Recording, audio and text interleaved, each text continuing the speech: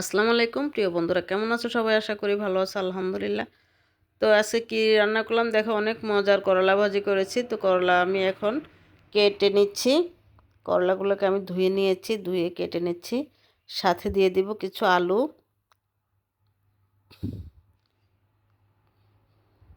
তো এই যে দেখো, আলু কেটে নিয়েছি। আলুটা তোমাদেরকে দেখাইতে পারি নাই।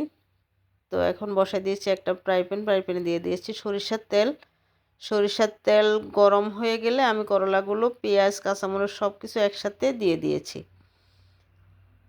তো দিয়ে দিলাম। এখন দিয়ে দিব সামান্য পরিমাণে হলুদের গুঁড়া।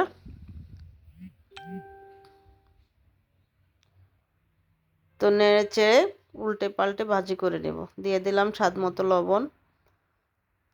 তো আমি ঢাকনা দিব না, ঢাকনা ছাড়াই করলার কালারটা ঠিক রাখার চেষ্টা করব। যদিও একদম লাস্ট পর্যন্ত ঠিক থাকে না, যতক্ষণ থাকে ততক্ষণে সুন্দর। তো এই যেভাবে উল্টে পাল্টে আমি ভেজে নেব। করলা ভাজি কিন্তু এভাবে করলে তিতা লাগবে না, এভাবে খেতে অনেক ভালো লাগবে। তো তোমরাও সবাই এভাবে করো জানি, তারপরও আমারটা আমি যেভাবে রান্না করি সেভাবে একটু শেয়ার করলাম তোমাদেরকে। তো দিয়ে দিব এখানে আমি কিছু রসুনের কোষ, আস্ত রসুন দিয়ে দিব, যেহেতু আমি এখানে কোনো আদা রসুন কিছুই দিই নেই। তো নেড়ে চেড়ে উল্টে পাল্টে ভাজি করব আস্তে আস্তে, চুলা একদম লো হিটে। তো দিয়ে দিলাম আমি আস্ত 4 কোষ রসুন। তো আরও কিছুক্ষণ ভাজি করব। এরপরে আমি দিয়ে দিব ডিম। এই যে এখানে দিয়ে দিলাম 2টা ডিম ভেঙে দিয়ে দিব। দিয়ে দিলাম 2টা ডিম। ডিম ডিমগুলোকে আমি ঘুটে করলার সাথে মিক্স করে ফেলবো। তো এভাবে কার কার ভালো লাগে করলা ভাজি প্লিজ কমেন্টসে জানিয়ে দিও। আমার এটা ভালো লাগে, আমি তোমাদেরকে শেয়ার করলাম। আর তোমাদের যদি এভাবে ভিডিওটি দেখতে ভালো লাগে প্লিজ তোমরা একটু কমেন্টস করে দিও আর শেয়ার করে দিও।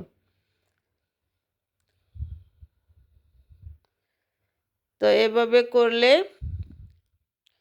যারা তিতার জন্য করলা খেতে পারে না তারাও খাবে, অনেক ভালো লাগবে। তো আমার ইউটিউব চ্যানেলটাকে সাবস্ক্রাইব করার অনুরোধ রইল। সবসময় পাশে থেকো। আর দেখো, এই যে ফাইনালি আমার রান্নাটা হয়ে গেছে। তো গতকালকে আমি ঠিকভাবে ভিডিও দিতে পারি নাই, আমাদের এখানে মাহফিল ছিল, ভয়েস দিতে পারি নাই। তো সবাই ক্ষমা সুন্দর দৃষ্টিতে দেখবে।